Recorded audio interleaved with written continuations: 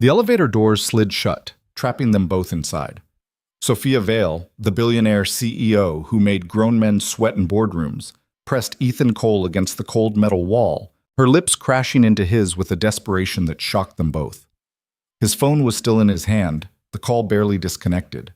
She'd heard him say, "I love you," to someone else, and something inside her snapped. Now his eyes were wide, his briefcase hitting the floor, and neither of them could breathe. When the doors opened on the executive floor 3 seconds later, 12 employees stood frozen in the lobby, staring. Sophia's lipstick was smeared, Ethan's shirt was wrinkled, and by morning, the entire corporation would know their untouchable CEO had just kissed a random analyst in the elevator like her life depended on it. Before we dive in, hit that like button and drop a comment with your city so I can see how far this story travels. Now let's begin. Ethan Cole was not supposed to be working at 9:30 on a Thursday night. He was supposed to be home reading The Dinosaur Who Lost His Roar for the 100th time, while his 6-year-old son Liam fought sleep and asked impossible questions about whether T-Rexes had belly buttons. Instead, he was stuck on the 42nd floor of Vale Financial Corporation, staring at spreadsheets that blurred together under the fluorescent lights, trying to finish a report his manager had dumped on his desk at 4 p.m. with a cheerful, "Need this by tomorrow morning?" The office was nearly empty. Most of the analysts had left hours ago. Ethan could hear the hum of the air conditioning and the occasional ding of the elevator down the hall. His coffee had gone cold, his neck hurt, and his phone buzzed for the 3rd time in 10 minutes. He picked it up. "Daddy, when are you coming home?" Liam's voice hit him like a punch to the chest. "Hey, buddy." Ethan rubbed his eyes. "Soon, I promise." "But you said that before dinner." "I know. I'm sorry." There was a pause. Ethan could hear the TV in the background. Some cartoon Liam had probably watched 4 times already. His neighbor, Mrs. Chen, was babysitting. Again. Ethan owed her so many favors, he'd lost count. "Can you bring me a donut tomorrow?" Liam asked. Ethan smiled despite himself. "Chocolate or strawberry?" "Both." "Both, huh?" "Yeah, because I miss you a lot." Ethan's throat tightened. "I miss you too, Liam. So much. You have no idea."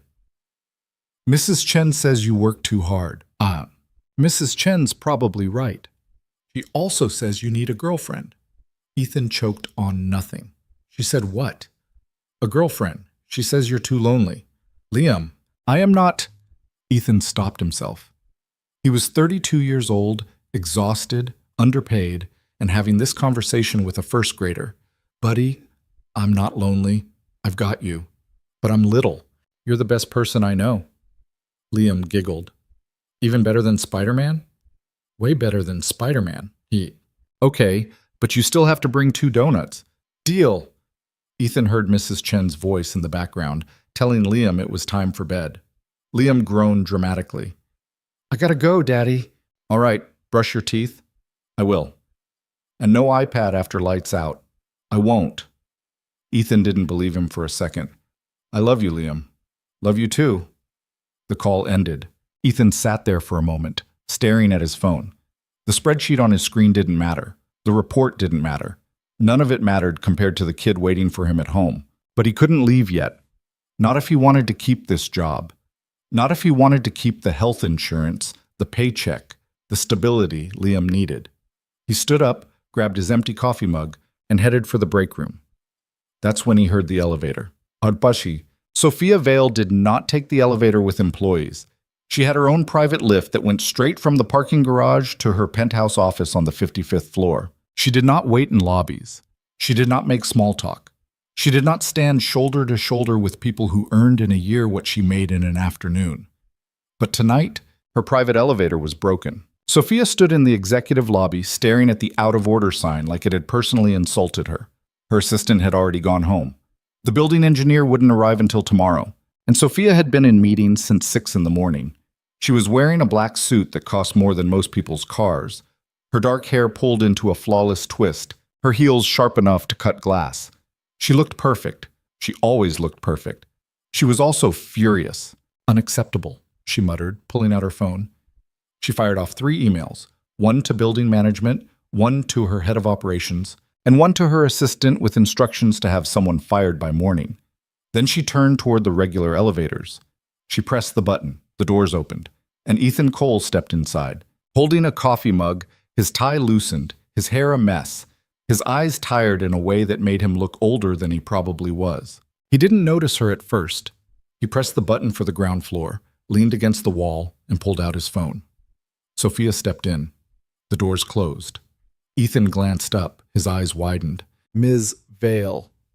Sophia didn't respond. She stood on the opposite side of the elevator, her arms crossed, her expression unreadable.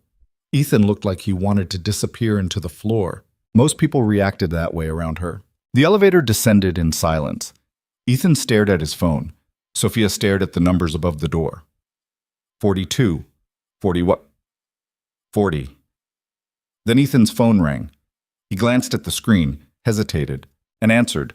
"Hey, buddy, what's wrong?" Sophia's eyes flicked toward him. She didn't mean to eavesdrop, but the elevator was small and his voice was soft, and she could hear every word. No, it's okay. You can call me whenever you want." A pause. "I know. I miss you too, Arsen." Another pause. Longer this time. "Of course I'm coming home. I'll be there in 20 minutes. I promise." Sophia felt something strange twist in her chest. She didn't know why. She told herself it was irritation. She didn't want to hear some employee's personal life. But it wasn't irritation. It was something else. "You're my favorite person in the whole world, Liam. You know that, right?" The elevator hit the 35th floor. "I love you so much. Now go to sleep, okay? Ethan's voice cracked just slightly on the last sentence. Sophia's fingers tightened against her arms. He hung up. The elevator continued down. 34, 33, 32. Sophia didn't know what came over her. Maybe it was the exhaustion. Maybe it was the 17-hour workday. Maybe it was the fact that she hadn't had a real conversation with anyone in months. Or maybe it was the sound of his voice, gentle, warm, completely unguarded, and the realization that someone, somewhere, loved him enough to call him twice in one night. She didn't even realize she was jealous until the word formed in her mind. Jealous. Of a woman she'd never met. Of a life she'd never have. It was insane. Irrational. Completely unlike her. But Sophia Vale had built a billion-dollar empire by trusting her instincts, even when they didn't make sense. So when the elevator hit the 28th floor, she turned to him. "Who is she?" Ethan blinked. "I'm sorry?" "The woman you were talking to." Ethan looked genuinely confused. "That wasn't a woman. That was my son." Sophia's brain stuttered. "Your son?" "Yeah, Liam. He's 6. The elevator hit the 20th floor. Sophia's mind was racing. She'd heard him say, "I love you." She'd heard the tenderness in his voice. She'd assumed wrong. "You have a son," she said slowly. "Yeah." Ethan smiled, just a little. "He's the reason I'm still awake right now. He wanted to make sure I was coming home." "And his mother?" The smile disappeared. "Not in the picture."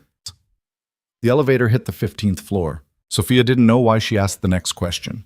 She never asked personal questions. She never cared. Why not? Ethan's jaw tightened. She left when Liam was 2, said she wasn't ready to be a mom. "So you raised him alone?" "Yeah." "For 4 years?" "Yeah." The elevator hit the 10th floor. Sophia stared at him, really looked at him, the tired eyes, the rumpled shirt, the calluses on his hands from carrying a child, from working too hard, from doing everything by himself. He wasn't trying to impress her. He wasn't even looking at her. He was just a man who loved his kid and worked late and probably hadn't slept properly in weeks. And Sophia Vale, who had spent the last decade building walls so high nobody could reach her, felt every single one of them crack. The elevator hit the 5th floor. She stepped closer. Ethan noticed. His eyes flicked up. "Ms. Vale?" She didn't answer. The elevator hit the 3rd floor.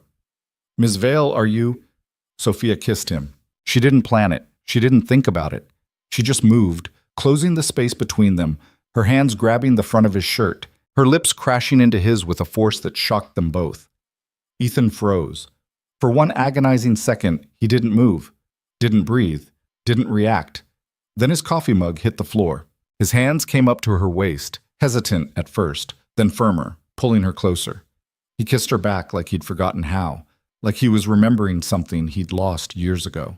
His mouth was warm and desperate and completely unpracticed, and it was the most real thing Sophia had felt in her entire life.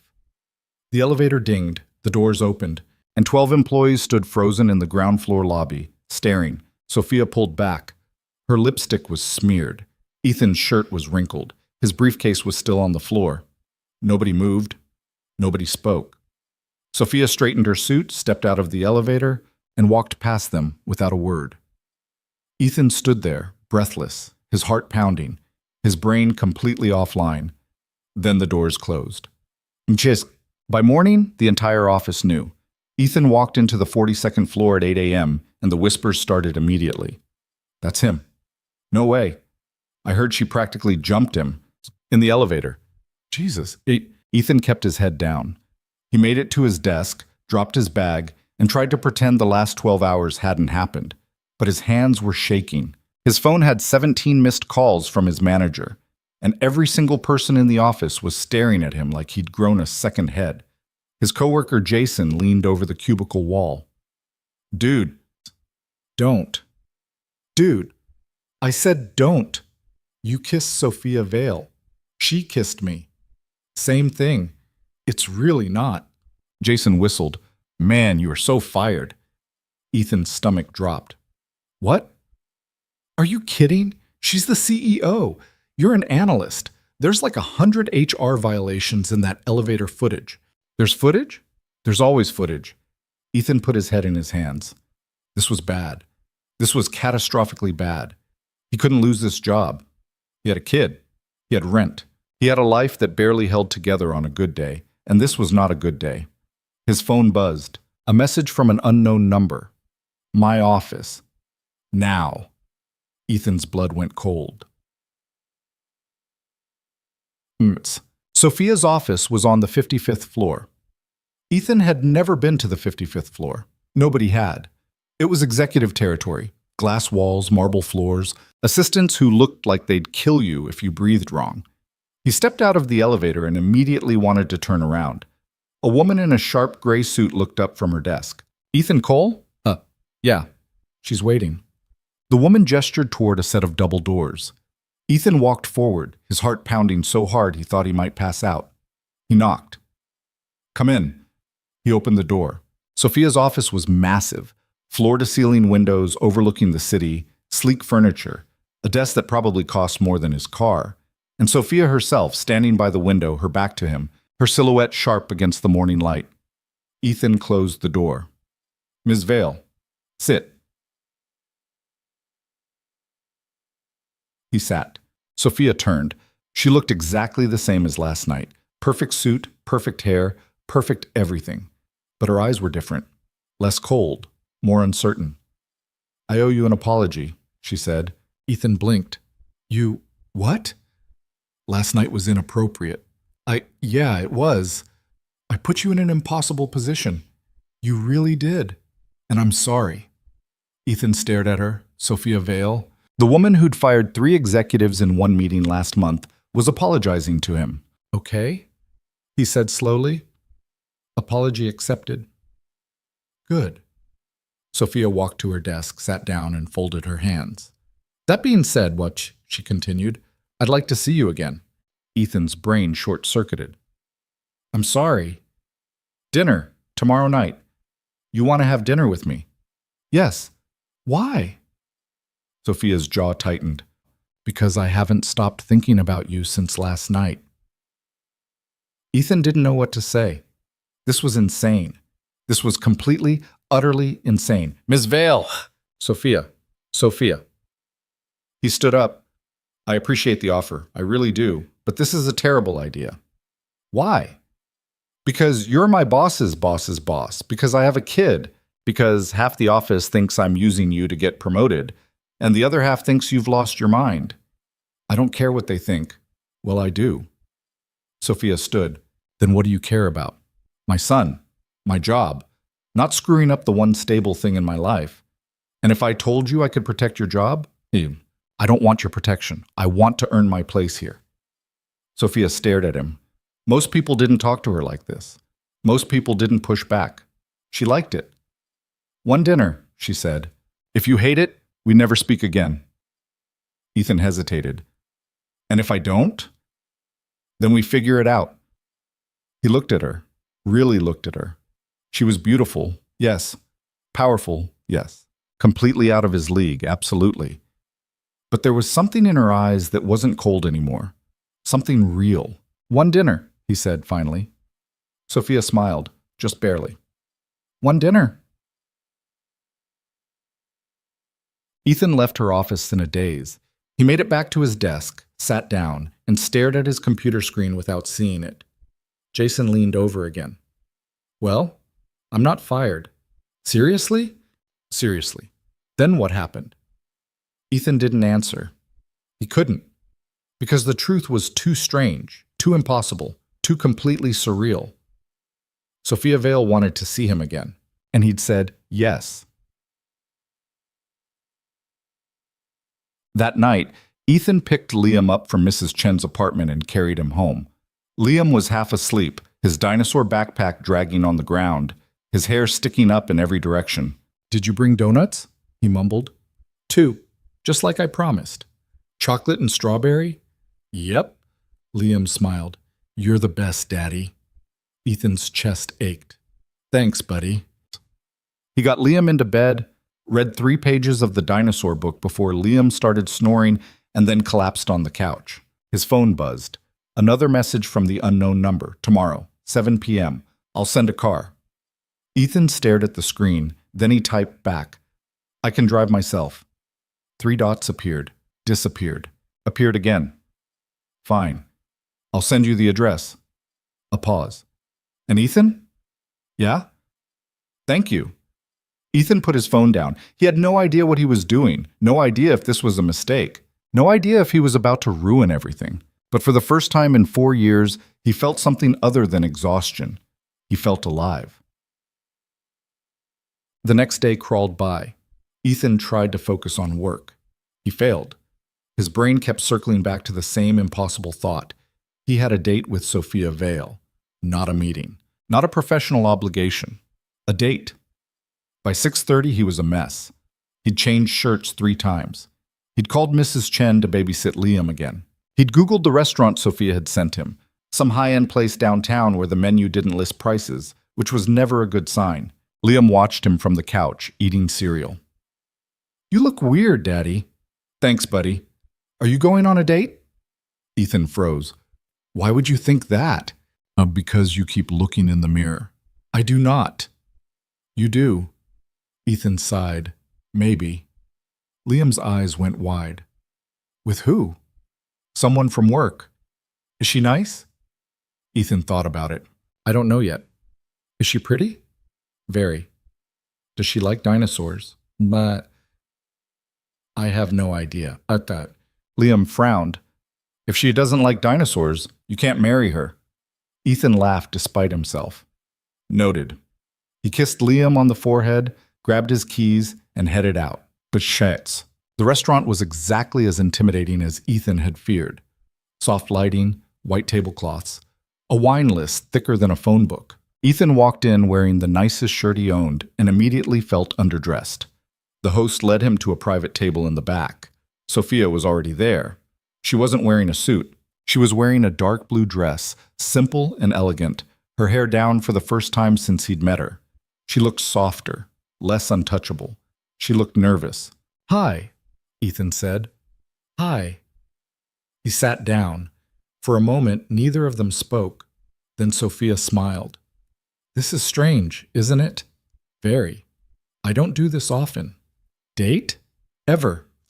Ethan raised an eyebrow. You're telling me Sophia Vale doesn't date? I'm telling you I don't have time. Then why am I here? Sophia's smile faded. She looked at him, really looked at him, and for the first time Ethan saw something other than confidence in her eyes. Because I can't stop thinking about you, she said quietly, and I don't know why. Ethan's heart skipped. Maybe because I'm the first person who didn't treat you like a goddess? Sophia laughed. Maybe. The waiter appeared. They ordered. The conversation started slowly, awkward, halting, full of pauses. But somewhere between the appetizers and the main course, something shifted. Sophia asked about Liam. Ethan told her about the dinosaurs, the bedtime battles, the donuts. Sophia told him about growing up in boarding schools, about building her company from nothing, about the loneliness of being in charge. They talked for 2 hours.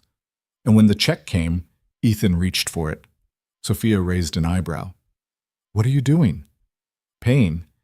Ethan, I own the restaurant. He blinked. You... what? I own the building. The restaurant leases from me. Ethan put the check down. Of course you do. Sophia smiled. But I appreciate the gesture. They walked out together. The street was quiet. The city lights glowed. Ethan turned to her. I had a good time. So did I. Can I see you again? Sophia stepped closer. Yes.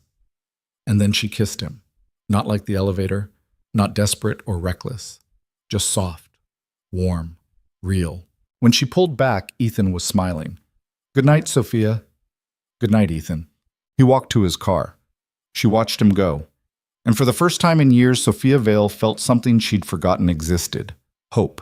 The office knew before Ethan even walked through the door Monday morning. He could feel it in the way conversation stopped when he stepped off the elevator.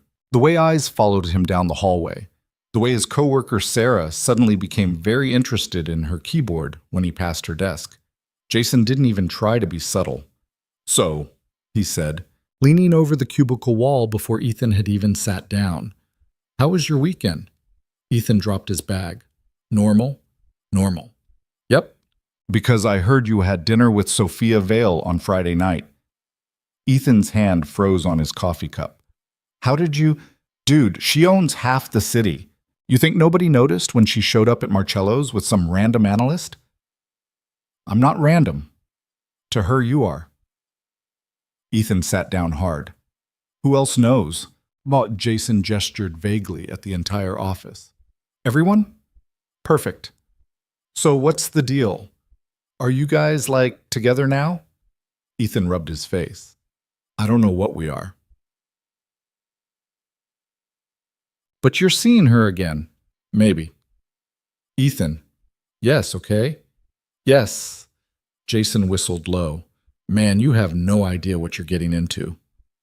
He was right. Ethan had no idea, but he was about to find out. Sophia's morning started with a board meeting that should have ended 2 hours ago. She sat at the head of the conference table, listening to Richard Calloway, the company's CFO and the most insufferable human being she'd ever met, drone on about quarterly projections. Richard was 63, wore too much cologne, and had been trying to undermine her since the day she took over the company 7 years ago. As I was saying, Richard continued, his voice dripping with condescension, we need to reevaluate our current strategy. The numbers simply aren't where they should be. Sophia's jaw tightened. The numbers are exactly where I projected them to be. With all due respect, Sophia, your projections have been optimistic. My projections have been accurate for the last 6 quarters. Perhaps, but the board is concerned. The board, Sophia interrupted, her voice cold, gave me full authority over operations. If you have concerns, Richard, you're welcome to voice them, but don't pretend to speak for everyone else. Richard's face reddened. The other executives shifted uncomfortably. Sophia's assistant, Claire, knocked on the glass door. Ms. Vale, you asked me to remind you about your 10 o'clock. Sophia stood. We're done here. Richard sputtered. We haven't finished. Yes, we have. She walked out. Claire followed her down the hallway, tablet in hand, rattling off the rest of her schedule. Sophia only half listened. Her mind was somewhere else entirely. On Friday night, on a quiet restaurant, on a man who didn't look at her like she was a balance sheet. Ms. Vale? Sophia blinked. What? I asked if you wanted me to reschedule your 2 o'clock with the investors from Singapore. No, keep it. And the gala on Saturday? They need final confirmation on your attendance. Sophia hesitated. The annual charity gala. Black ties, champagne, 200 people pretending to care about causes they'd forget by Monday. She hated it. Confirmed, she said anyway. Claire made a note. Will you be bringing a guest? Sophia stopped walking. Claire looked up. Ms. Vale?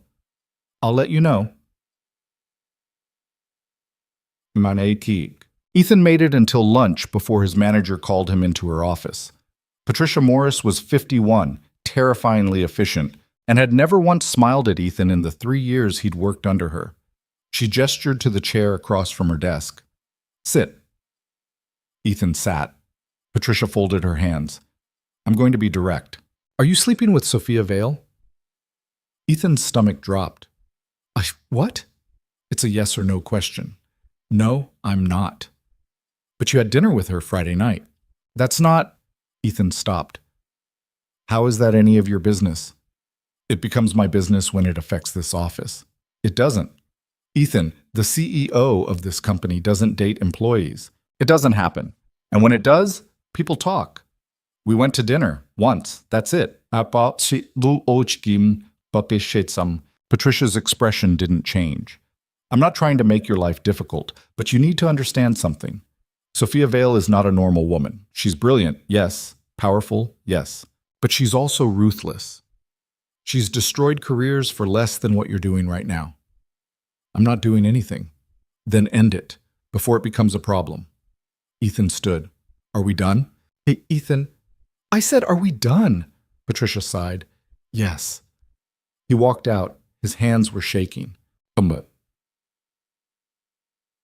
Sophia texted him at 2:30. Dinner tonight? Ethan stared at his phone. He should say no. He should end this before it got worse, before people started treating him like a scandal instead of a person. He typed back, I can't. Liam has a school thing. 3 dots appeared, disappeared, appeared again. What kind of school thing? Parent-teacher conference. A pause. Can I come? Ethan almost dropped his phone. You want to come to a parent-teacher conference? I want to meet your son. Ethan's heart was pounding. This was too fast. Way too fast. He and Sophia had been on 1 date. 1. And now she wanted to meet Liam? But something in him, something reckless and hopeful and maybe a little desperate, wanted to say yes. It's at 6, Liam's school. I'll text you the address. I'll be there. Iwab. Liam's school was a small public elementary on the east side of the city. The parking lot was full of minivans and tired-looking parents. Ethan arrived early, Liam bouncing beside him, chattering about his science project. And then we made a volcano, and it exploded everywhere, and Mrs. Parker said it was the best one in the whole class. That's awesome, buddy. But can we make one at home? Absolutely not, Liam pouted. Why not? Because I like our security deposit. They walked into the building. The hallway smelled like crayons and floor cleaner. Liam ran ahead, waving at a kid near the water fountain. Ethan's phone buzzed.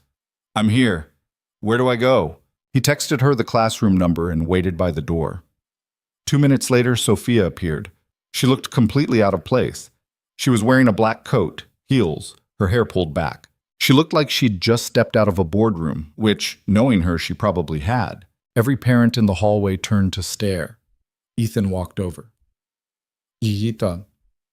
Hi. Sophia glanced around. This is a lot? I was going to say overwhelming. Liam came running back. He skidded to a stop when he saw Sophia, his eyes going wide. Whoa! Sophia blinked. Whoa! You're really pretty. Ethan's face went red. Liam. What? She is? Sophia smiled. Actually smiled. Thank you. Liam tilted his head. Are you Daddy's girlfriend? Liam, Ethan said again, mortified. But Sophia crouched down to Liam's level. I'm Sophia, it's nice to meet you. Liam shook her hand very seriously. I'm Liam. I'm 6. Do you like dinosaurs? I don't know much about them. Liam gasped. Daddy, she doesn't know about dinosaurs. I heard. Can I teach her? Sophia looked up at Ethan. Her eyes were soft. I'd like that.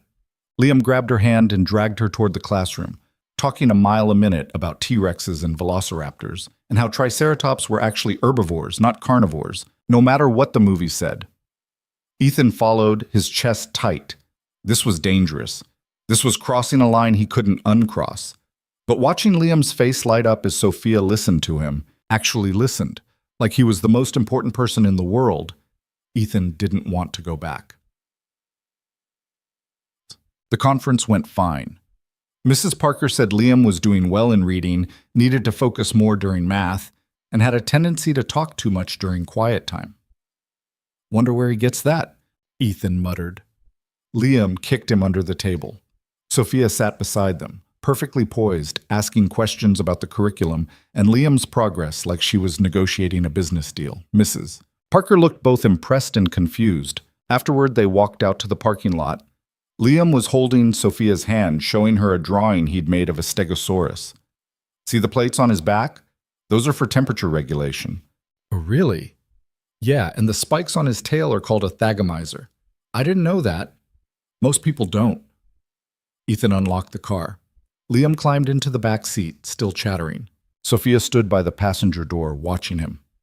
He's wonderful, she said quietly. Yeah, he is. Yes, Swab. You're a good father. Ethan looked at her.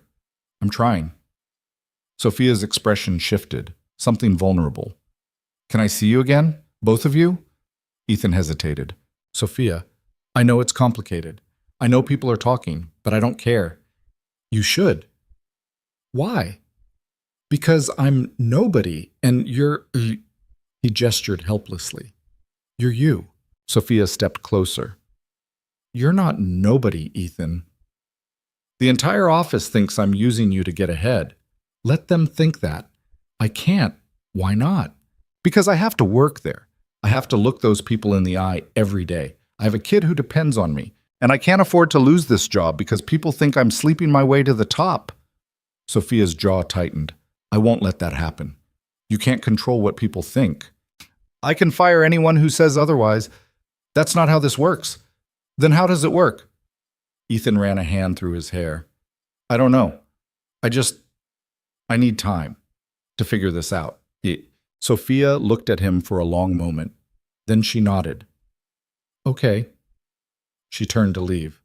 Sophia. She stopped. I want to see you again. I do. I just need to do this right. Sophia smiled, barely. Then do it right. She walked to her car. Ethan stood there watching her go, his heart pounding. Liam knocked on the window. Daddy, I'm hungry. Ethan got in the car. Eat. The next 2 weeks were chaos. Ethan and Sophia saw each other in stolen moments, lunch breaks, late evenings after Liam went to bed, early mornings before work. They texted constantly. She asked about Liam's day. He asked about her meetings. It was domestic and strange and completely surreal. But the office noticed. Ethan started getting pulled into meetings he'd never been invited to before. His reports went straight to the top. People who'd never spoken to him suddenly wanted to be his friend. And then there were the others. The ones who whispered when he walked by. The ones who stopped talking when he entered the break room. The ones who looked at him like he was something dirty. Jason cornered him on Thursday. You need to be careful. Ethan sighed. I know. No, I'm serious. Richard Calloway's been asking questions about you. Ethan froze. What kind of questions? Your background? Your performance reviews? How long you've been here? Why? Because he hates Sophia, and if he can't get to her, he'll go after you. Ethan's stomach twisted. What do I do? Jason shrugged. Either end it or be ready for a fight. What? Sophia called him that night. Come over. Ethan glanced at the clock. It was almost 10. Sophia, I can't just... Please. She sounded tired, more than tired, broken. Give me 20 minutes. He called Mrs. Chen. She agreed to watch Liam, bless her. Ethan drove across the city to Sophia's penthouse, his mind racing. The building was ridiculous. Marble lobby, doorman, elevator that required a key card. Ethan felt like an imposter the entire ride up. The doors opened directly into her apartment. It was massive, floor-to-ceiling windows, expensive furniture, everything cold and white and perfect. Sophia was standing by the window, still in her work clothes, a glass of wine in her hand. Hi, Ethan said. She turned. Her eyes were red. What happened, Wati? He asked. Richard's trying to push me out. Ethan's blood went cold. What? Wit? He's been talking to board members, spreading rumors, saying I'm distracted, incompetent, that I'm putting the company at risk. That's insane. He's using you. Ethan's heart sank. What? He's telling people I'm compromised, that I'm making bad decisions because I'm involved with an employee. Sophia, he's right. No, he's not. I haven't been focused. I've been thinking about you instead of the company. I've been careless. Ethan crossed the room. He took the wine glass out of her hand and set it down. Look at me. She did. You are the smartest, toughest person I've ever met. One relationship doesn't change that. It does if it costs me everything I've built. Then we'll fight back. Sophia laughed bitterly. How? I don't know, but we'll figure it out. Ethan, you don't understand. Richard has allies, money, power. If he wants me gone, he'll find a way. Not if we're smarter. War or out, he said. Sophia stared at him. Why are you doing this? Doing what? Standing by me. You should run. This is going to get ugly. Ethan cupped her face. I'm not going anywhere. You don't know that. Yes, I do. He kissed her, soft at first, then deeper. Sophia's hands came up to his chest, clutching his shirt like he was the only thing keeping her upright. When they pulled apart, she was crying. I don't know how to do this, she whispered. Do what? Let someone in. Ethan's throat tightened. You're doing fine. I'm terrified. Me too. She laughed through the tears. We're a mess. Yeah, we are. He stayed until midnight. They didn't talk about Richard. They didn't talk about the office. They just sat on the couch, her head on his shoulder, the city lights glowing outside. For a few hours, the world was quiet. The storm hit on Monday. Ethan walked into the office to find Patricia waiting at his desk. Conference room, now. His stomach dropped. What's going on? Just come. He followed her. The conference room was full. HR, 2 executives he didn't recognize, and Richard Calloway sitting at the head of the table with a smug expression. Ethan sat down. Richard smiled. Mr. Cole, thank you for joining us. What's this about? We've received a complaint. A complaint about what? Your relationship with Ms. Vale. Ethan's heart was pounding. I'm not discussing my personal life with you. It becomes our business when it violates company policy. What policy? Richard slid a folder across the table. Fraternization between executives and subordinates. It's clearly outlined in the employee handbook. I'm not her subordinate. We don't even work in the same department. She's the CEO. Everyone is her subordinate. Ethan's hands curled into fists. This is ridiculous. Is it? Because from where I'm sitting, it looks like you're using your relationship with Ms. Vale to advance your career. That's not true. Then explain why you've been promoted to 3 high-level projects in the last 2 weeks. I didn't ask for those, but you accepted them. Ethan stood. I'm done here. Sit down, Mr. Cole. No. Richard's smile vanished. If you walk out of this room, you're fired. Ethan stopped. The room was silent. He turned. You can't fire me for dating someone. I can fire you for insubordination. Then do it. Richard's eyes narrowed. Excuse me? You heard me. Either fire me right now or get out of my way. Nobody moved. Ethan walked out. His hands were shaking. His vision was blurred. He made it to the elevator, jabbed the button for the 55th floor, and rode up in silence. Claire looked up when he burst into the lobby. Mr. Cole, I need to see her.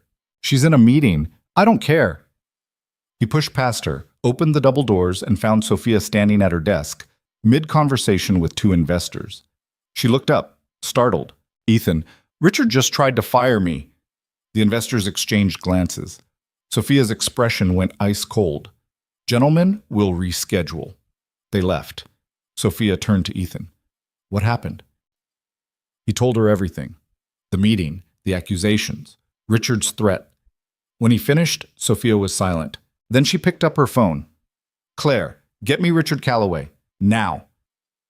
2 minutes later, Richard walked in. his smug expression faltering when he saw Ethan. Sophia, I can explain. You tried to fire him? I was following company policy. Company policy that I approved. Company policy that doesn't apply here. He's compromising your judgment. My judgment is fine. Sophia, the board. The board answers to me, as do you. Richard's face went red. You can't protect him forever. Watch me. This is a mistake. The only mistake, Sophia said coldly, is you thinking you have any power here. She stepped closer. If you ever threaten him again, I will destroy you. Do you understand? Richard's jaw worked. This isn't over. Yes, it is. Get out. He left. Sophia turned to Ethan. Her hands were shaking. Are you okay? He asked. No. He crossed the room and pulled her into his arms. She held on tight, and for the first time since this started, Ethan realized something. They weren't just fighting for a relationship, they were fighting for survival. The fallout was immediate. By Tuesday morning, the entire office knew Richard had confronted Ethan. By Tuesday afternoon, everyone knew Sophia had backed him. By Wednesday, the gossip had evolved into something uglier. Whispers that Ethan was manipulating her, that she'd lost control, that the company was headed for disaster. Ethan tried to ignore it. He showed up, did his work, kept his head down, but it was impossible to miss the stares, the sudden silences when he entered a room, the way people moved away from him in the elevator like he was contagious. Jason was the only one who still talked to him. You're officially a legend, Jason said on Thursday, perched on the edge of Ethan's desk. Ethan didn't look up from his screen. That's one word for it. Gurch. Gulbesi. I'm serious. You told Richard Calloway to go to hell, in front of witnesses. I told him to fire me or get out of my way. That's different. Not really. Ethan rubbed his eyes. He'd slept maybe 4 hours in the last 2 days. Liam had been up half the night with a nightmare about a monster under his bed. Mrs. Chen had called in sick, so Ethan had to juggle drop-off and pick-up on top of everything else. And now he was running on coffee and spite. You look like death, Jason observed. Thanks. I'm just saying maybe you should take a day off. Can't afford to. Ethan, I said I can't. Jason sighed. You know this isn't going to blow over, right? Richard's gunning for you. And if he can't get you fired, he's going to find another way to make your life hell. Ethan finally looked up. What do you want me to do? Walk away? I want you to be smart. I am being smart. No, you're being stubborn. There's a difference. Ethan's phone buzzed. A text from Sophia. Can you come to my office? Now? He stood. Jason raised an eyebrow. Let me guess, the boss? Don't start. I'm not starting anything. I'm just saying, maybe you two should cool it for a while. Let things settle. Ethan grabbed his jacket. I'll be back. That's what they all say. Sophia was pacing when Ethan walked in. She looked wired, sharp suit, perfect hair, but her hands were moving too fast, her jaw too tight. She was holding her phone like she wanted to throw it through the window. What's wrong, sis? Ethan asked. She spun to face him. The board called an emergency meeting. Ethan's stomach dropped. When? Tomorrow. Richard convinced them I'm compromised. They're questioning my leadership. Can they do that? They can do whatever they want. I report to them. But you own the majority stake. Not enough to override a unanimous vote. If they decide I'm unfit, they can remove me. Ethan stared at her. They can't seriously think. They do. Richard's been feeding them stories for weeks. That I'm distracted, emotional, making poor decisions. And now he's telling them I'm protecting an employee who's under investigation. I'm not under investigation. You are now. Sophia tossed her phone onto the desk. HR opened a formal inquiry this morning. They're reviewing your performance records, your emails, everything. For what? Conflict of interest? Inappropriate conduct? Abuse of power? She laughed bitterly. Take your pick. Ethan felt like the floor was tilting. This is insane. This is Richard. Then fight back. You know how to do that. Not without proof. Proof of what? Sophia hesitated. Then she pulled a folder from her desk and handed it to him. Ethan opened it.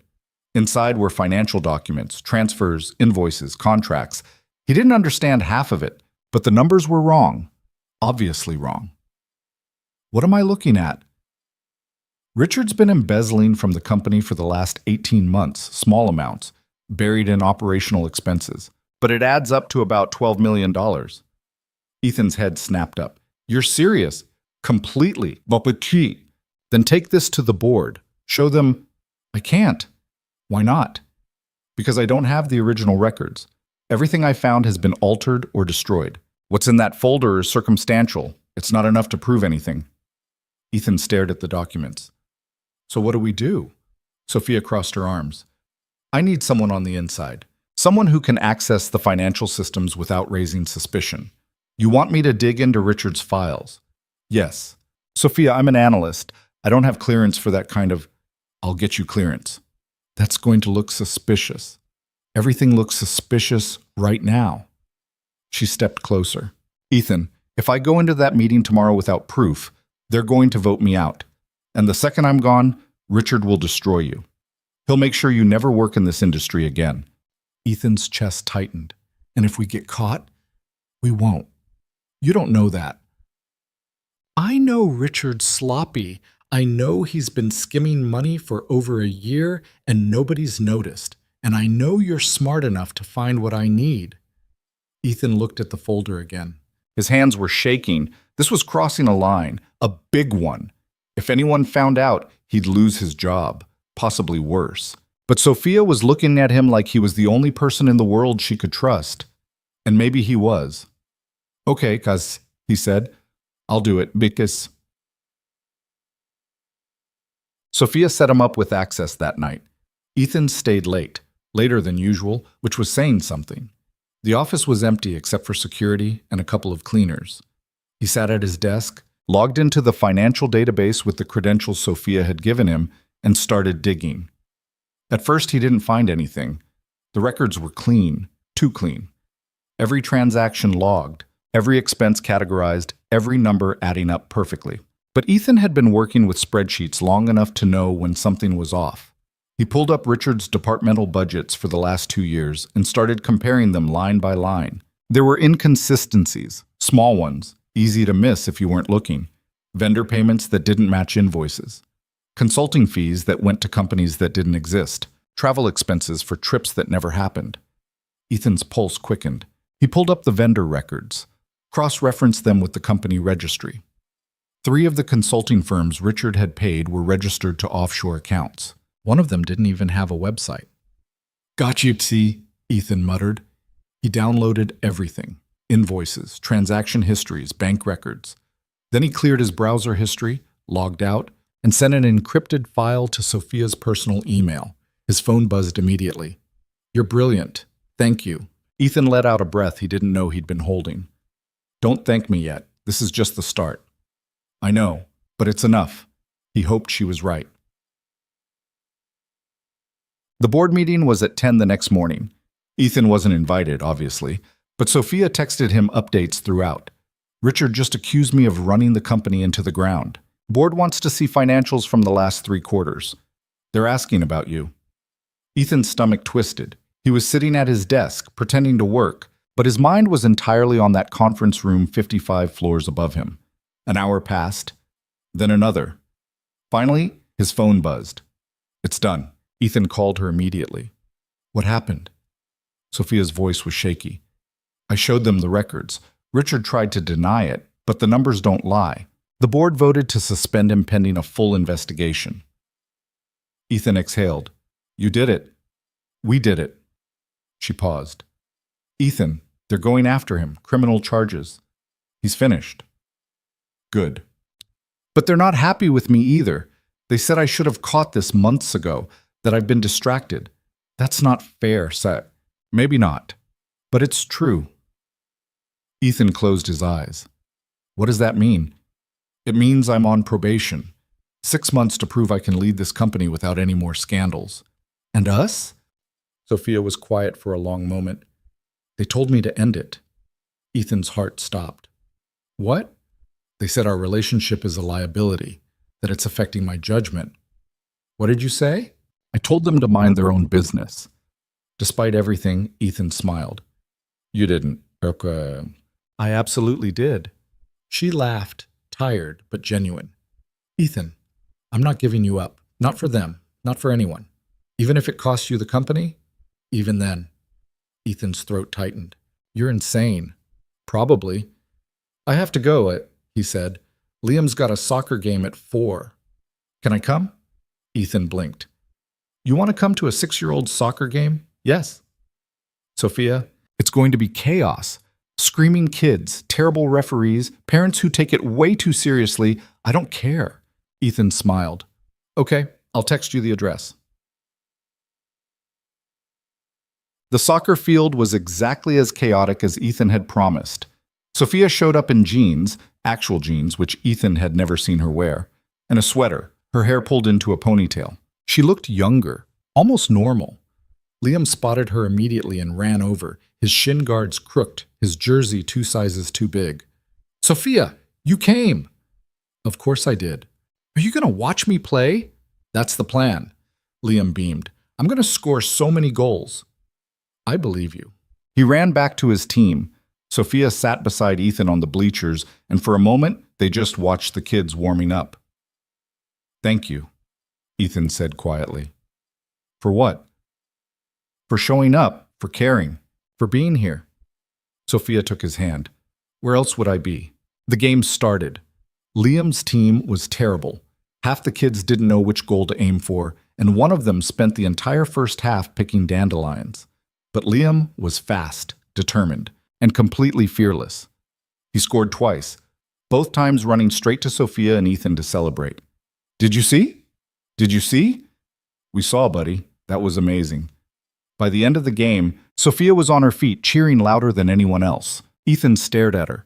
The CEO of a billion-dollar empire, screaming at a referee over a call in a first-grade soccer match. It was the most beautiful thing he'd ever seen. They went for ice cream afterward. Liam got chocolate with sprinkles. Sophia got vanilla. Ethan got coffee because he was exhausted and needed all the help he could get. They sat outside, the late afternoon sun warm on their faces, and Liam talked non-stop about the game. And then I stole the ball from that big kid, and he tried to get it back, but I was too fast, and I ran all the way down the field, and I kicked it, and it went in. You were incredible, Sophia said. Liam grinned. Are you going to come to all my games now? Sophia glanced at Ethan. He gave her a small nod. If you'll have me, she said. Yeah. Liam threw his arms around her. You're the best. Sophia's eyes went glassy. She hugged him back, tight. Ethan watched them, his chest aching. This was real. This was happening, and he was terrified of how much he wanted it to last. But this... That night, after Liam was asleep, Sophia stayed. They sat on Ethan's couch, worn and secondhand, nothing like the pristine furniture in her penthouse. She curled into his side, her head on his shoulder, and they didn't talk. They didn't need to. Eventually she spoke. I meant what I said, about not giving you up. Ethan kissed the top of her head. I know. But I need you to understand something. This is going to get worse before it gets better. Richard's gone, but there are others, people who want me to fail, and they're going to come after you to get to me. Let them. Ethan, I'm serious. I don't care. She pulled back to look at him. You should. You have Liam to think about. I'm always thinking about Liam, but he deserves to see me fight for something, for someone. Sophia's lip trembled. I don't know if I'm worth it. Ethan cupped her face. You are. You're worth everything. She kissed him then, desperate and grateful and a little broken. When they pulled apart, she was crying. I love you, she whispered. Ethan froze. Sophia's eyes went wide. I'm sorry. I shouldn't have. I love you too. She blinked. What? I love you, Sophia. I've been trying not to, but I can't help it. She laughed, tears streaming down her face. You're an idiot. Probably. She kissed him again, and for the first time in weeks, everything felt right. The next few weeks were a blur. Richard was arrested. The media went wild. Sophia gave interview after interview, her face calm and composed, never once letting them see her sweat. The board grudgingly admitted she'd done the right thing. The company's stock actually went up. And through it all, Ethan was there. Not publicly, not yet. They were still careful, still private, but she'd show up at Liam's school events, at birthday parties, at random Tuesday dinners where the three of them would eat takeout on Ethan's couch and watch terrible kids' movies. Sophia was slowly becoming part of their life. And it was messy and imperfect and nothing like the polished world she was used to. But she loved it. One Saturday, Liam asked if Sophia could come to the aquarium with them. "Please, Daddy. She's never seen a shark before." Sophia raised an eyebrow. "I've seen sharks." "Not up close." "That's true." Ethan laughed. "All right, aquarium it is." They spent the afternoon wandering through dark tunnels lit by glowing tanks, Liam dragging Sophia from exhibit to exhibit. She listened to every fact he rattled off, asked questions, pretended to be terrified of the jellyfish. At one point, Liam ran ahead to see the penguins, and Ethan caught Sophia staring at a tank full of sea turtles. "You okay?" he asked. She nodded. I never did this as a kid. My parents were always working. I went to museums with nannies, not family." Ethan took her hand. "Well, you're doing it now." She smiled. "Yeah, I am." Liam came running back. "Sophia, the penguins are eating. Come see." She let him pull her away, and Ethan followed, his heart full. But not everyone was happy. The office still whispered, the board still watched, and there were people, powerful people, who didn't like that Sophia Vale had chosen a single father over the empire they thought she should prioritize. One of those people was Margaret Haynes. Margaret was on the board, had been for 15 years, and had made it very clear she thought Sophia's personal life was a distraction the company couldn't afford. She cornered Sophia in the hallway after a meeting one afternoon. "We need to talk." Sophia didn't slow down. "Make an appointment with Claire." "This can't wait." Sophia stopped, turned. "What?" Margaret's expression was cold. "You're making a mistake. You've said that already, and you're not listening. Sophia, you're brilliant. You've done incredible things for this company. But this," she gestured vaguely, "this thing with Ethan Cole, it's going to destroy everything you've built." "No, it won't. You're too close to see it. People are questioning your judgment, your priorities. They're wondering if you're still capable of leading." Sophia's jaw tightened. "Let them wonder. You can't afford to be reckless." "I'm not being reckless. I'm being human." Margaret shook her head. "You don't have that luxury." "Why not?" "Because you're the CEO of a multi-billion-dollar company. You don't get to be human. You get to be perfect." Sophia stared at her. "That's the most depressing thing I've ever heard." "It's the truth." "No." Sophia stepped closer. "It's what you've been telling yourself for so long you actually believe it. But I'm not you, Margaret, and I'm not going to sacrifice the people I love just to make the board comfortable." Margaret's expression hardened. "Then you're going to lose." "Maybe, but at least I'll lose on my own terms." She walked away.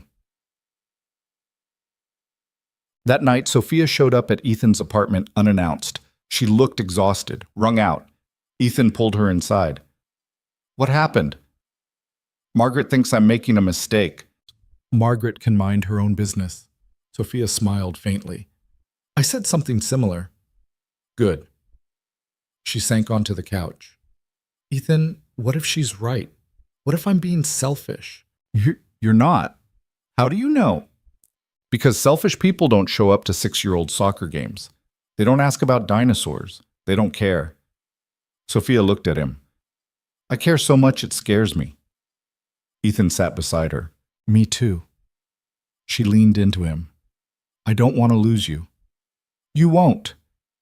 "You don't know that." "Yes, I do." She closed her eyes. "How are you so sure?" "Because I'm not going anywhere, no matter what happens." Sophia was quiet for a long time. Then she whispered, "I want this to work." "It will." "How?" Ethan kissed her forehead. "We'll figure it out, together."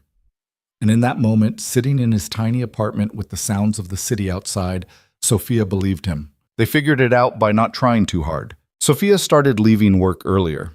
Not every day, she still had a company to run, but enough that she could show up for dinner at Ethan's place twice a week, help Liam with his homework, listen to him read aloud from books about space and bugs and pirates.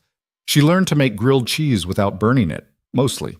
She sat through cartoons she didn't understand and pretended to be interested in Liam's elaborate explanations of why certain superheroes could beat other superheroes. Ethan, for his part, stopped apologizing for his life, stopped feeling like he had to make things perfect for her. The apartment was small and cluttered. The furniture was old. Liam's toys were everywhere, and Sophia didn't care. She fit into the chaos in a way that surprised them both. But the outside world wasn't as accommodating. 3 months after Richard's arrest, the annual charity gala arrived. It was the biggest event of the year, black tie, 500 guests, every major investor and executive in the city. Sophia had to attend.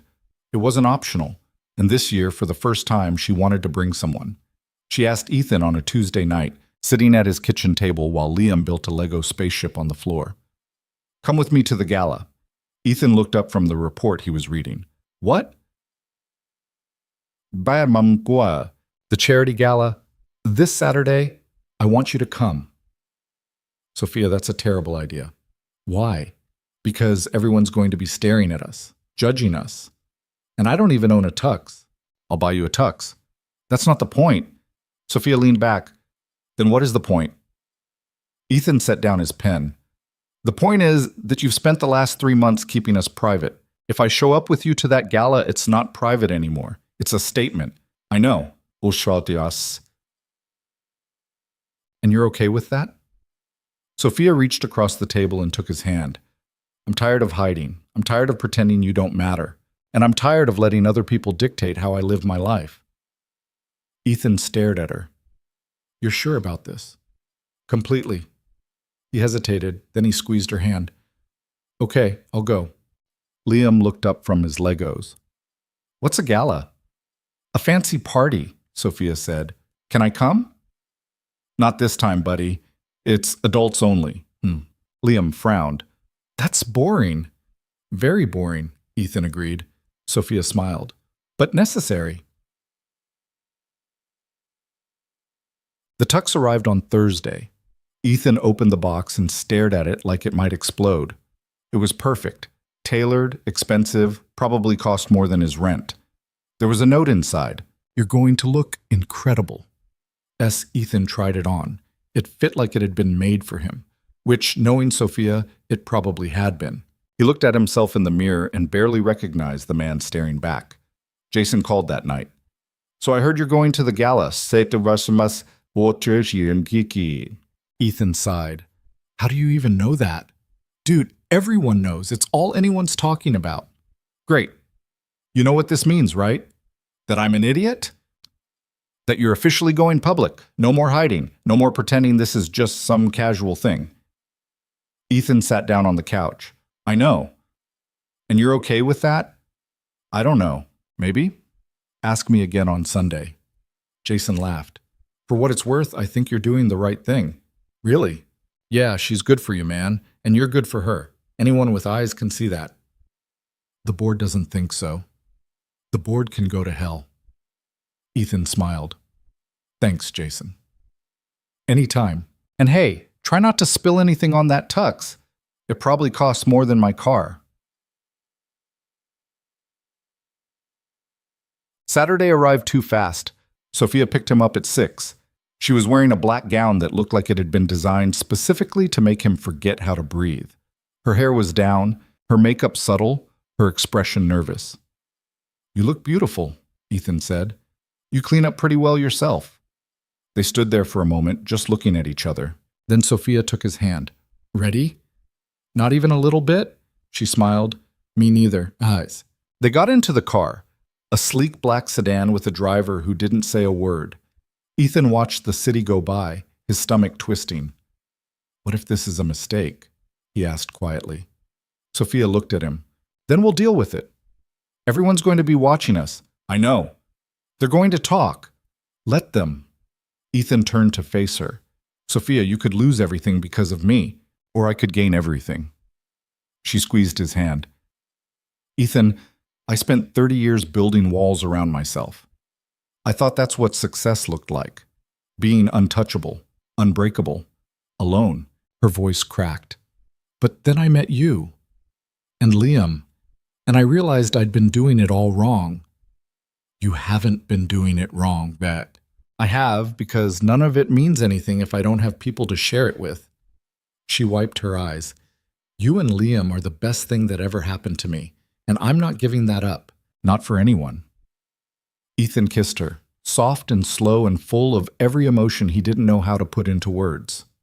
When they pulled apart, the car was slowing down. They'd arrived. The gala was being held at the Grandmont Hotel, a massive gilded building downtown that looked like it had been transplanted from another century. The entrance was lined with photographers, reporters, guests in glittering gowns and sharp tuxedos. Ethan's heart was pounding. The car stopped. The driver opened the door. Sophia stepped out first. The cameras went wild. She smiled, poised and perfect, and then she turned back, extended her hand. Ethan took it. The cameras exploded. He stepped out, and the whispers started immediately. He could hear them even over the clicking of the cameras. Who is that? Is that Ethan Cole? She brought him? Oh my God. Sophia didn't let go of his hand. She walked straight into the hotel, her head high, her grip firm.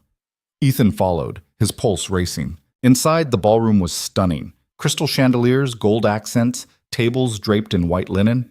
500 people in formal wear, sipping champagne and pretending to care about whatever cause the gala was supporting this year. Every single one of them turned to stare when Sophia walked in with Ethan on her arm. Smile. Sophia murmured. I'm trying. Try harder. Say. They made it to their table. Margaret Haynes was already seated, her expression glacial. 2 other board members flanked her, both looking equally uncomfortable. Sophia, Margaret said coolly. Margaret, I see you've brought a guest. I have. Sophia pulled out a chair for Ethan. He sat. She sat beside him, her hand still in his. Ethan Cole, I believe you've met. Margaret's smile was tight. Of course, Mr. Cole, Ms. Haynes. The tension at the table was thick enough to cut. Dinner was served. Ethan had no idea what he was eating. Some kind of fish. Maybe chicken. It could have been cardboard for all he tasted it.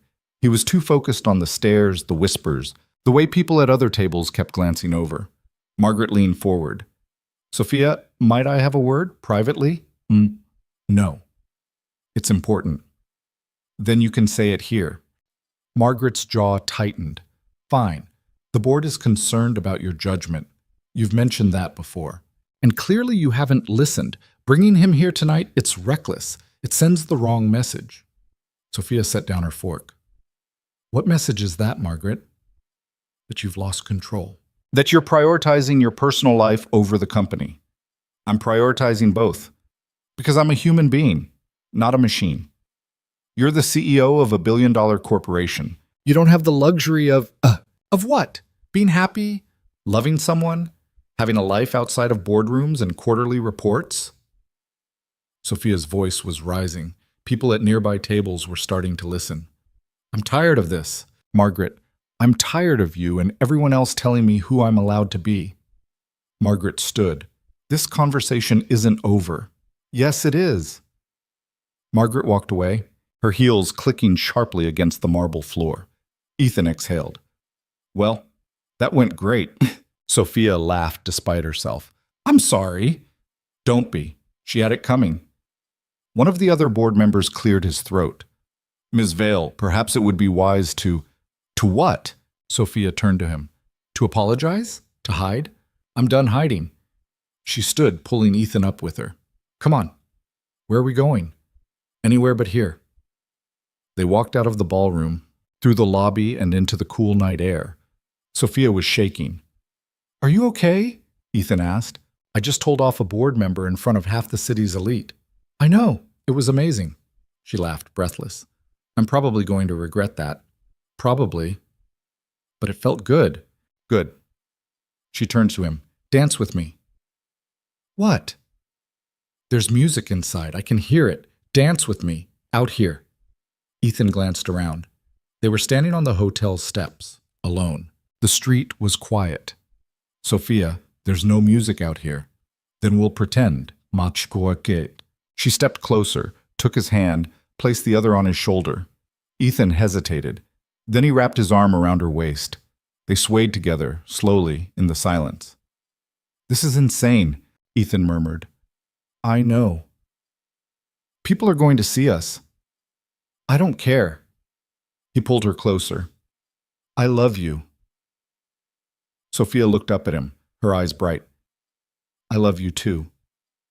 They kissed, right there on the steps, in full view of anyone who happened to walk by. And when they pulled apart, Sophia was smiling. Let's go home, she said. Your place or mine? Yours.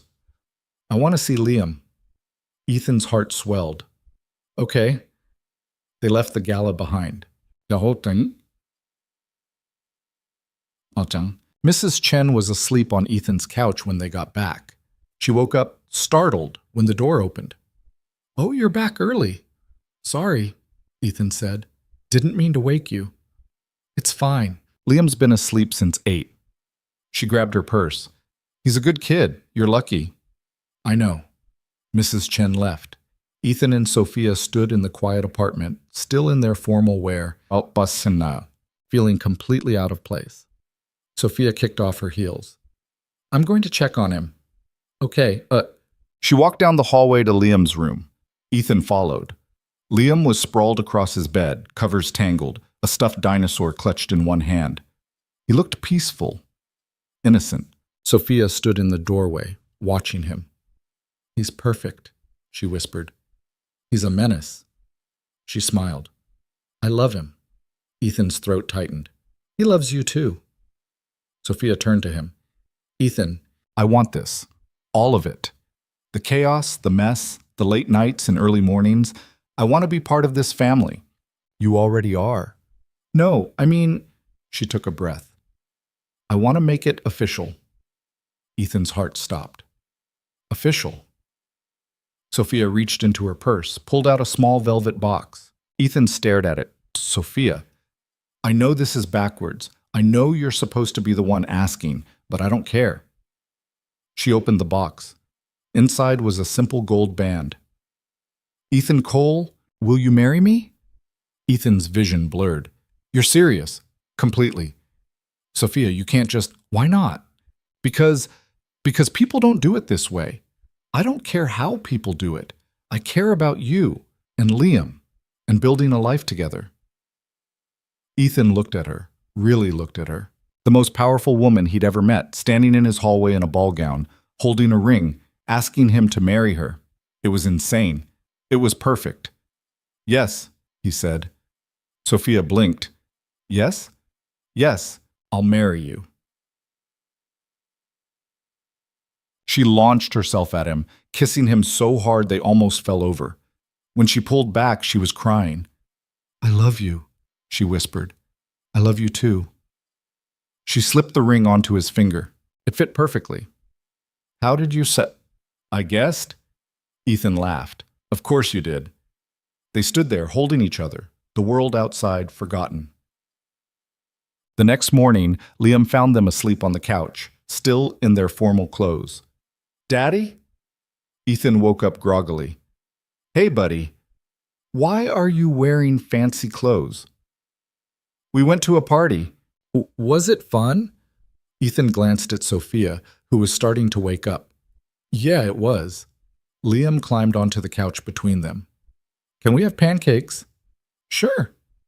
Can Sophia help? Sophia opened her eyes. I can try. Your pancakes are always weird, Liam said seriously. They're not weird. They're rustic. That's a fancy word for weird. Ethan laughed. He's got you there. They made pancakes. Sophia's were in fact weird, lopsided, and slightly burnt. But Liam ate them anyway, dousing them in syrup and declaring them pretty good. Afterward, Ethan pulled Liam aside. Hey, buddy, can I talk to you about something? Liam looked up. Okay. Ethan knelt down. How would you feel if Sophia became part of our family, officially? Liam tilted his head. Like she'd live here? Maybe, or we'd live somewhere together. All three of us. And she'd be my stepmom? Yeah. Liam thought about it. Then he smiled. Can she teach me about business stuff? Ethan laughed. Probably. And can we still have dinosaur movie nights? Of course. Then okay. He hugged Ethan tight. I like her, Daddy. Ethan's eyes stung. Me too, buddy. Me too. It'd be me.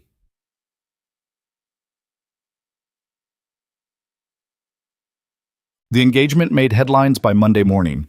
Ethan's phone was flooded with messages, some congratulatory, some confused, some outright hostile. The office was a war zone. Half the people were thrilled. The other half thought Sophia had lost her mind. Margaret called an emergency board meeting. Sophia walked in, Ethan's ring visible on a chain around her neck, and sat down at the head of the table. Let's get this over with, she said. Margaret stood. Sophia, this has gone too far. I disagree.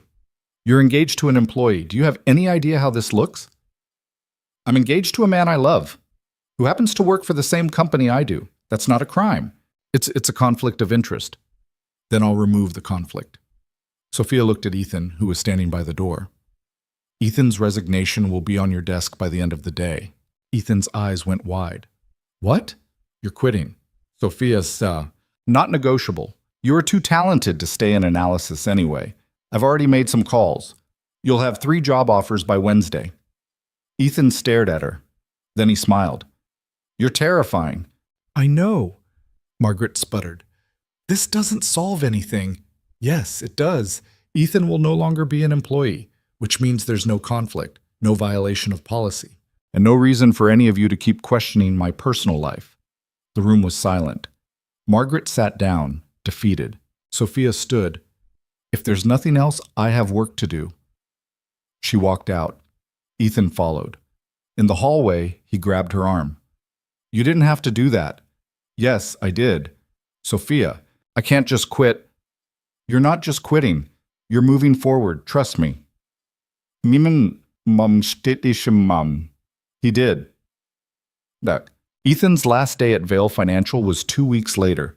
Jason threw him a party in the break room. It was small, awkward, and involved a grocery store cake with his name spelled wrong. But it was perfect. You're really doing this, Jason said. I'm really doing it. You know you're insane, right? I've been told. Jason grinned. Good luck, man. You're gonna need it.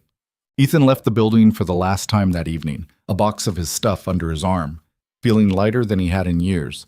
Sophia was waiting for him outside. Ready? She asked. For what? For everything. Ethan kissed her. Yeah, I'm ready. They walked away together into the future they were building, one imperfect step at a time. The job offers came exactly when Sophia said they would.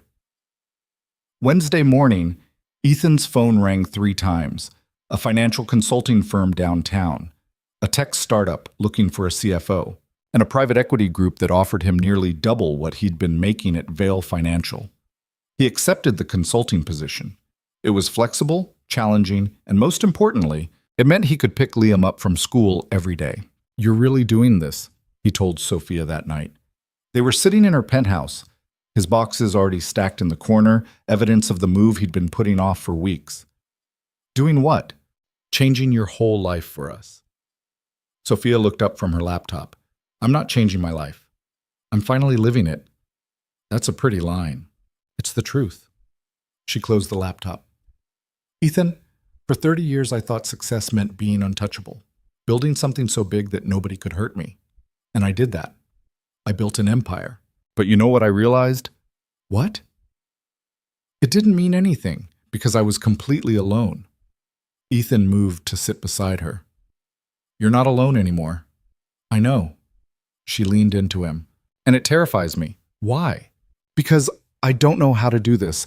I don't know how to be someone's partner, She hesitated.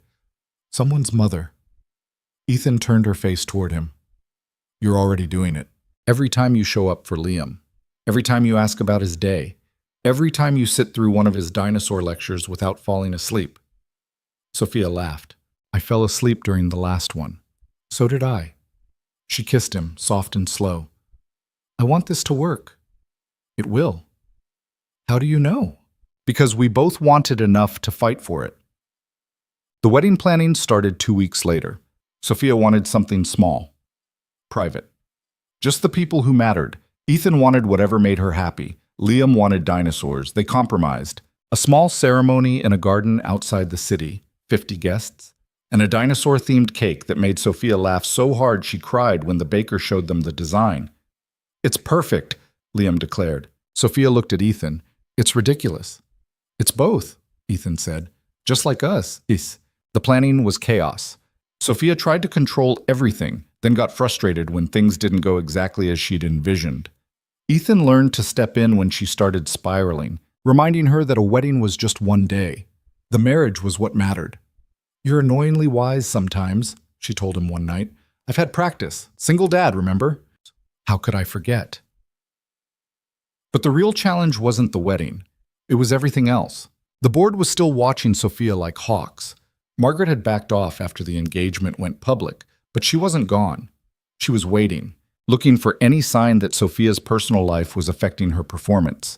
Sophia worked harder than ever to prove them wrong. Longer hours, bigger deals. She restructured 3 departments, launched a new product line, and increased quarterly profits by 18%. But she was exhausted. Ethan noticed it first, the way she'd come home and collapse on the couch, the way she'd skip dinner because she wasn't hungry, the way she'd wake up at 3 in the morning already checking emails. "You're burning out," he told her one Saturday morning. Sophia was at the kitchen table, laptop open, coffee going cold beside her. "I'm fine. You're not." "Ethan, I have a presentation Monday. The presentation can wait. You need to rest." I can't rest. Not when Margaret is waiting for me to slip up." "Margaret can wait too." Sophia's jaw tightened. "You don't understand. If I show any weakness, they'll use it against me." "Then let them." She looked up, shocked. "What?" "I'm serious. Let them see you're human. Let them see that you have a life outside of work. It doesn't make you weak. It makes you real." "Real doesn't run a billion-dollar company." "Maybe not, but Real builds a life worth living." "Mat." Sophia stared at him. Then she closed her laptop. Okay. "Okay? You're right. I'm exhausted, and I'm terrified of failing, but I'm more terrified of losing you and Liam because I'm too stubborn to admit I need help." Ethan pulled her into his arms. "You're not going to lose us." "Promise?" "Promise." She held on tight. The breakthrough came 2 months before the wedding. Sophia was in a board meeting when one of the younger members, a woman named Claire Chen, no relation to Mrs. Chen, spoke up. "I have a proposal," Margaret sighed. "Not now, Claire. It's about restructuring executive responsibilities." "We've discussed this." "No, you've dismissed it, but the numbers don't lie. Sophia's been carrying too much of the operational load. We need to redistribute." Sophia looked up. "What are you suggesting?" Claire pulled up a presentation. "You hire a COO, someone who can handle day-to-day operations while you focus on strategy and growth. It's what every major company does when they scale." Margaret scoffed. "And who would we hire? Someone Sophia can control?" "Someone qualified," Claire shot back. "Someone who can take the pressure off and let her actually lead instead of drowning in logistics." The room went silent. Sophia leaned back. "I'll consider it." "Sophia," Margaret started. "I said I'll consider it." The meeting ended. Claire caught up with Sophia in the hallway. "I know you don't like asking for help," Claire said, "but you're running yourself into the ground, and everyone can see it." Sophia wanted to argue, to say she had everything under control, but she didn't. "Thank you," she said instead. Claire smiled. "You're going to be a great CEO for a long time, but only if you let yourself breathe." Sophia hired a COO 3 weeks later. His name was David Park, a brilliant operations guy from a competitor company who'd been looking for a new challenge. He was efficient, no nonsense, and took half of Sophia's workload off her plate within the first month. For the first time in years, Sophia left work at 5:30. She came home to Ethan and Liam making dinner, or trying to. The kitchen was a disaster. Flour everywhere. Liam covered in tomato sauce. "What happened here?" Sophia asked. Liam grinned. We're making pizza. From scratch? Yeah, Daddy said we could. Ethan looked sheepish. I may have overestimated our abilities. Sophia set down her bag. Move over. Let me help. They spent the next hour making the messiest, most lopsided pizza Sophia had ever seen. It was perfect. They ate it on the floor of the living room, watching a movie about talking cars that made absolutely no sense. Liam fell asleep halfway through, his head on Sophia's lap. Ethan looked at her. You okay? Yeah. She ran her fingers through Liam's hair. I'm really okay. I'll just get... The wedding day arrived faster than any of them expected. It was a perfect May afternoon. The garden was blooming. The chairs were set up in neat rows. The dinosaur cake stood proudly on a table near the entrance, making several guests do double takes. Ethan stood at the altar, his hands shaking. Jason was his best man. You good? Terrified. That's normal. Is it? Dude, you're marrying Sophia Vale. Of course you're terrified. The music started, and Sophia appeared. She was wearing a simple white dress, her hair loose, no veil. She looked beautiful. Not perfect. Her mascara was already smudged from crying earlier, but real. Liam walked beside her, holding her hand, wearing a tiny suit that made him look impossibly grown up. When they reached the altar, Liam let go and ran to Ethan. Daddy, she's here! Ethan laughed. I see that, buddy. Liam took his place beside them. Sophia had asked him to stand with them during the ceremony. He was part of this too. The officiant began. Ethan barely heard the words. He was too focused on Sophia, on the way she was looking at him like he was the only person in the world. When it came time for vows, Ethan went first. Sophia, I don't have a fancy speech prepared. I'm not good at words like you are, but I can tell you this. You changed my life. You showed me that it's okay to let someone in, that it's okay to be vulnerable, that it's okay to want more than just survival. His voice cracked. You're the strongest person I know, but you're also kind and funny and terrible at making pancakes. The guests laughed, and I promise to love you every day, even when you're driving me crazy, even when you're working too hard, even when you burn dinner. Sophia was crying. Then it was her turn. Ethan, I spent my whole life thinking I had to be perfect, that if I showed any weakness, any emotion, people would see me as less. And then I met you. And you didn't care about any of that. You didn't care that I was a CEO. You didn't care about my money or my power. You saw me, the real me, and you didn't run. She wiped her eyes. You and Liam gave me something I didn't know I was missing. A family, a home, a reason to leave the office before midnight. She laughed through the tears. I don't know how to be a perfect wife or a perfect mother, but I promise to show up every single day for both of you, no matter what. She looked at Liam. Is that okay with you? Liam nodded seriously. Yes, but you still have to learn about dinosaurs. Everyone laughed. The officiant smiled. By the power vested in me, I now pronounce you husband and wife. You may kiss the bride. Ethan kissed her. The guests erupted in applause, and Liam, without anyone telling him to, threw his arms around both of them. They stood there, the three of them, holding each other while the world cheered. It was messy, imperfect, absolutely chaotic. It was everything. The reception was small and warm. They danced. They ate cake. Liam gave a speech that was mostly about dinosaurs, but ended with, I'm really happy Sophia's my mom now, which made everyone cry. Margaret even showed up, though she left early. Before she did, she pulled Sophia aside. I was wrong about you, she said quietly. Sophia blinked. What?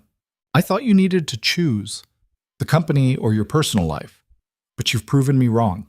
You've managed to have both. And the company's thriving. Thank you.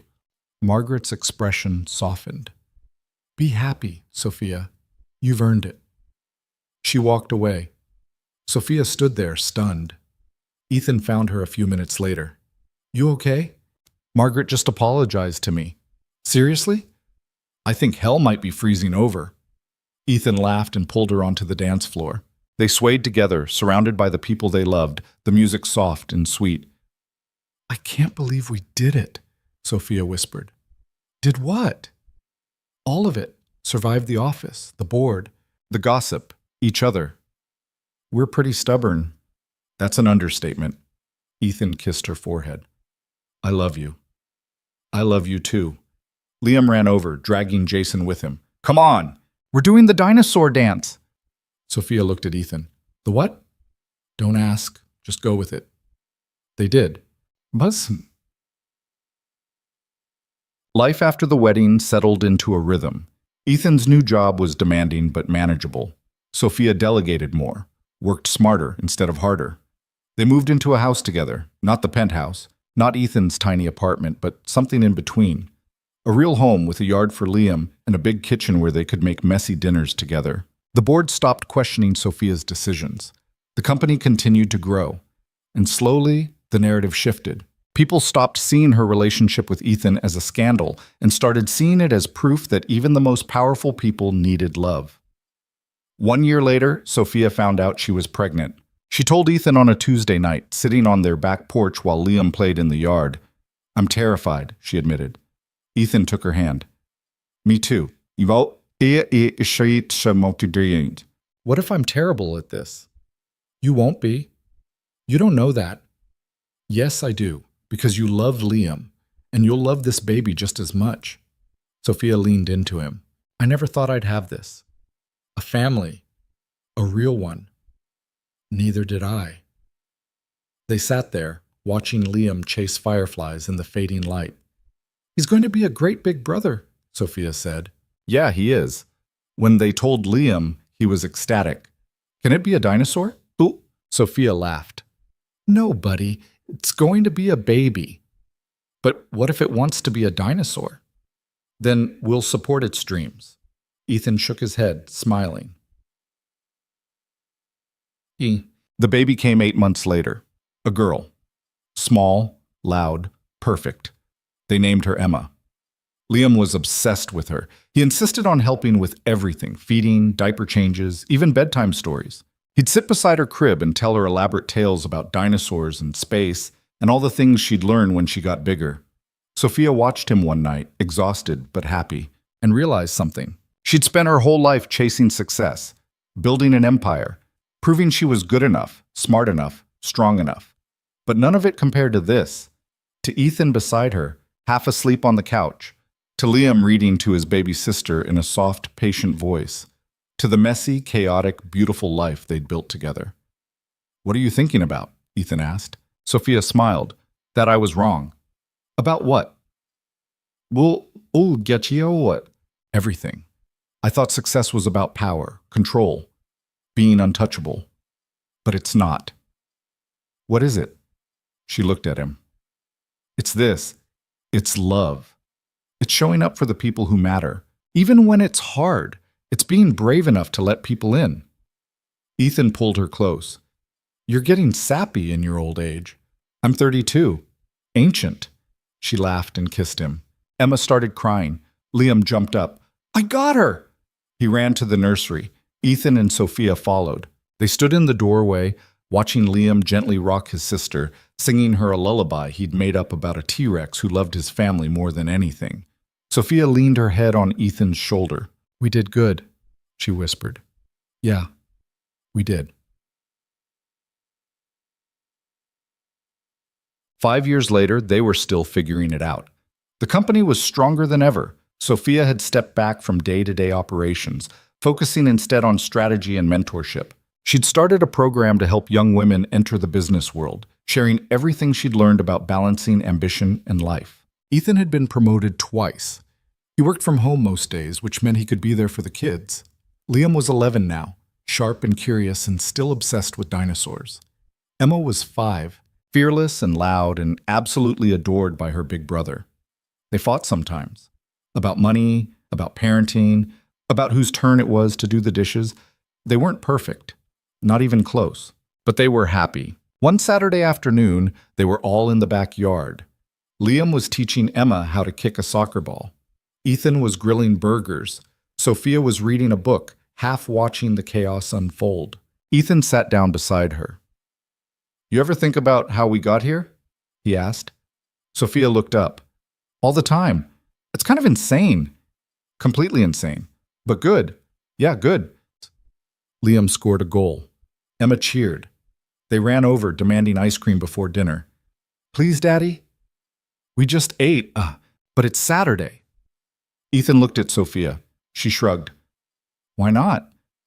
They piled into the car and drove to the ice cream shop downtown. Liam got chocolate. Emma got strawberry. Sophia got vanilla. Ethan got coffee. They sat outside, watching the sun set, sticky and happy and exactly where they were supposed to be. Later that night, after the kids were asleep, Sophia and Ethan sat on the back porch. Do you ever regret it? Sophia asked quietly. Regret what? Taking a chance on me. On us. It cost you a lot. Ethan thought about it, the judgment, the gossip, the fear and uncertainty.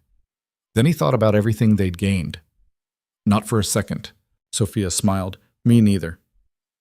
They sat in comfortable silence, hands intertwined, the noise of the city distant and soft. Because here's the thing people don't tell you about love.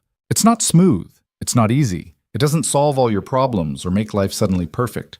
But it gives you a reason to keep fighting, to keep showing up, to keep believing that the messy, complicated, beautiful thing you're building together is worth every struggle. Sophia had spent her whole life thinking she had to do everything alone. That strength meant never needing anyone. But Ethan taught her something different. Real strength wasn't about being untouchable. It was about being brave enough to let someone see you, to let them in, to build something together, even when the world told you it was impossible. And maybe that was the real lesson. Success isn't measured by money or power or how many people fear you. It's measured by the people who love you, the ones who show up when things get hard, the ones who choose you every single day, even when it's messy and imperfect and nothing like the plan. Sophia had built an empire, but the greatest thing she ever created was sitting right here beside her. A family, a home, a life worth living, and she wouldn't trade it for anything in the world.